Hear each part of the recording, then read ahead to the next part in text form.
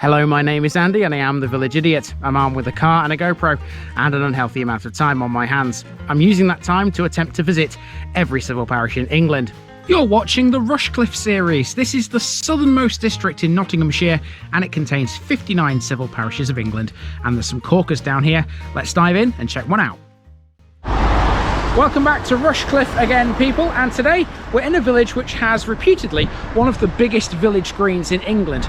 Not the biggest, because we've already seen the village that has the biggest, that's Nether Heyford in West Nottinghamshire. Maybe after watching this episode you can go and watch that one and compare the size and see if it is actually bigger than the one you'll find in Car Colston.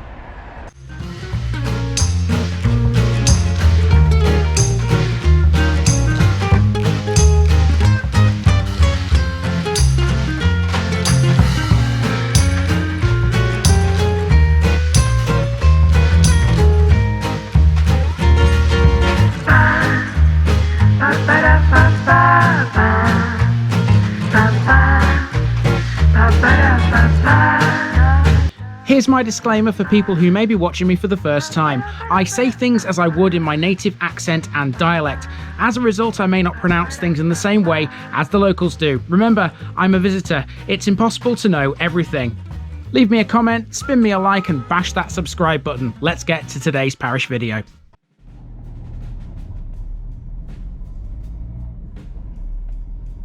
Car Colston, Kolr's farm with a church. This week in Rushcliffe we're taking on another village that's no stranger to money, but it's nothing like what we encountered last time out in Scarrington. This is Car Colston, a village which can be defined in two ways. First of all, you have the actual village itself, the main cluster if you will, which is all based around Spring Lane. That's where the church, the village hall and several other notable landmarks can be found.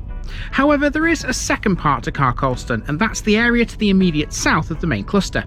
That section includes not just one, but two commons, one that measures 16.5 acres, the other 5.5. They are alternatively known as the Large Green and the Little Green, with the bigger of the two claiming the title of the largest village green in England. Nether Heyford would disagree, as we know, but it's worth talking about still. Car Colston has quite a few other bits of interest to the visitor. The cricket club and the Royal Oak pub are the obvious ones, but if you dig a bit deeper here you can find much more. Inside the church, for example, is a stone coffin, which we'll take a look at, and south of the commons there's an array of earthworks, a visual clue to a bygone time in this part of Nottinghamshire. So come with me, in the rain, once more, and let's go and explore it.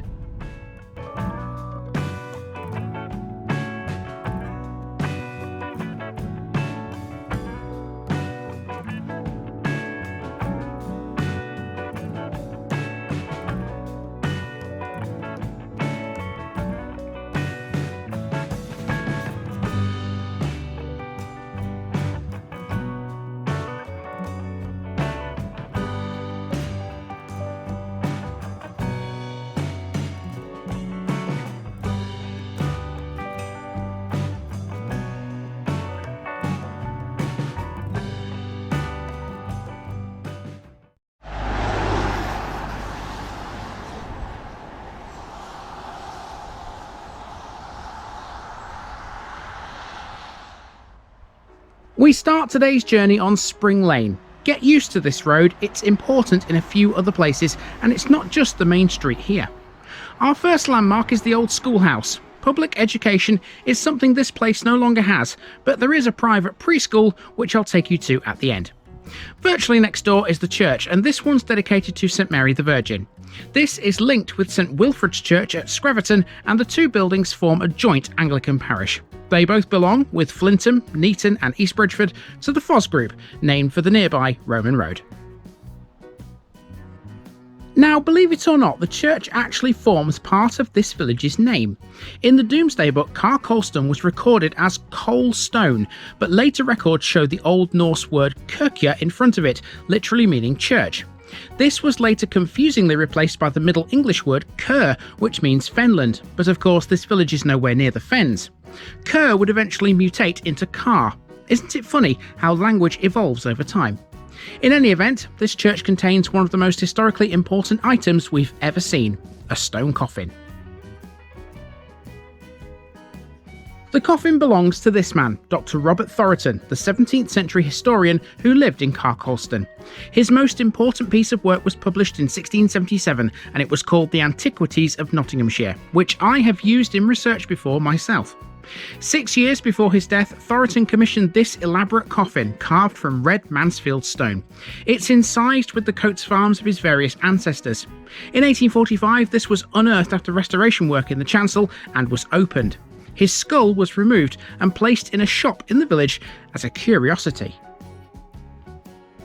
Now we need to make our way to that large village green, and to do that we have to follow this path from the churchyard. It brings us to a channel first. This is a whipping post. Like a set of stocks, this was once used to hold petty criminals captive while corporal punishment was administered. So here we are at the green, but it's more accurate to call this a common. Furthermore, there are in fact two of them. They're known as Little Common and Large Common. One of them is 16.5 acres, the other is 5.5. The larger of the two claims to be the biggest village green in England.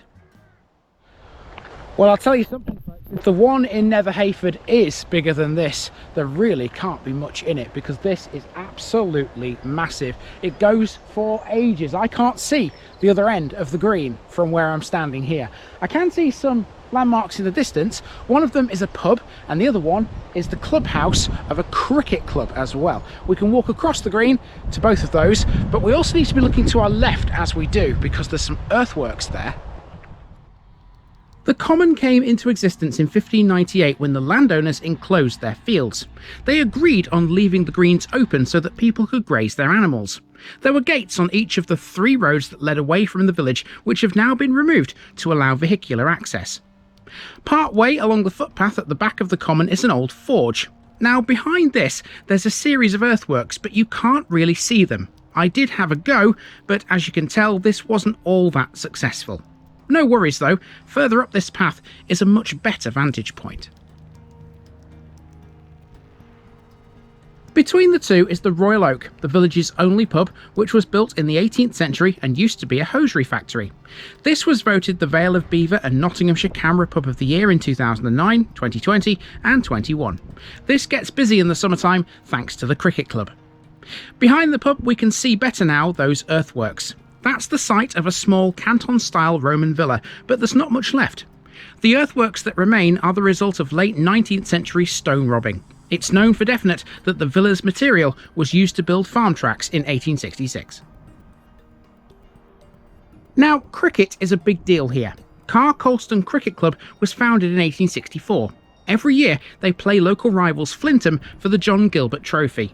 Gilbert played for the club all his life until his passing in 2015. The match is played on the club's President's Day and is often accompanied by a summer luncheon. From certain points on the cricket pitch, not this one, you can see a massive house. It's simply called the Hall. It's a country house that was built in 1838 for Reverend John Girardeau. It's one of 14 listed buildings in the village, all of which are Grade 2, except the church. Now we're following Tenman Lane, where the houses are mostly set back from the road on a little loop track. And housing is pretty much all there is in this part of the village, although you will often see cars flashing through this area too, because Car Colston is on a locally significant linkway to the A46. Returning to Spring Lane now, next we see a phone box which stands in front of an old Wesleyan chapel erected in 1835. Car Colston was by no means a hotbed of nonconformism, but in addition to this, in 1848 it also gained a second chapel for the independent Primitive Methodists. Okay, we're almost all the way around. All we've got to do really is walk up this road and it'll take us back to where I parked the car, not too far away from the church. I do believe there's only one major landmark left, and that is the village hall. So let's go and find it, shall we? Car Colston has no shop or any other kind of amenities other than the village hall.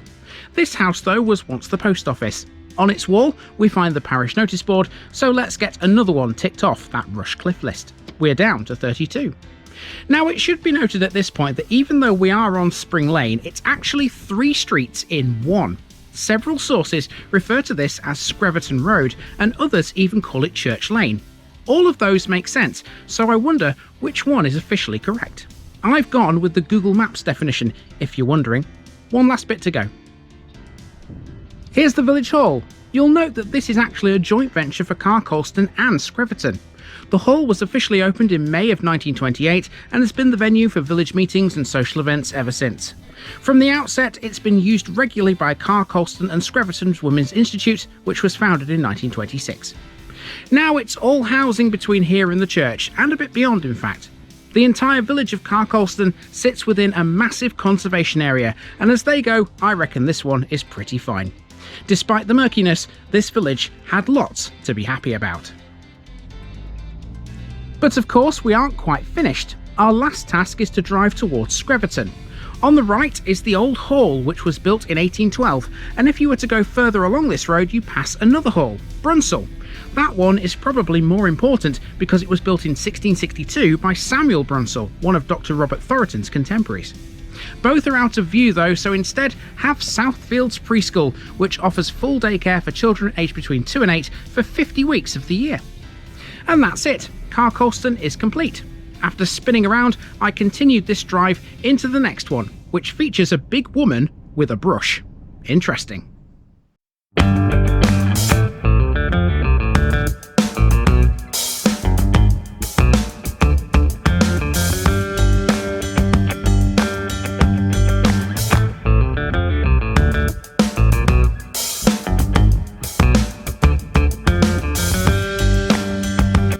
Thanks for watching this video, folks. Don't forget to like this episode if you haven't already. It really makes a difference with YouTube. If you're new here, subscribe to the channel for more videos like this, and give us a share too if you've got friends who'd like it. You can find all the links to my social media accounts below, as well as my Buy Me a Coffee page where you can donate to the channel. Also, if you've enjoyed this episode, have a look at some more videos in this series. Until next time, I've been Andy, also known as the Village Idiot, and I'm out.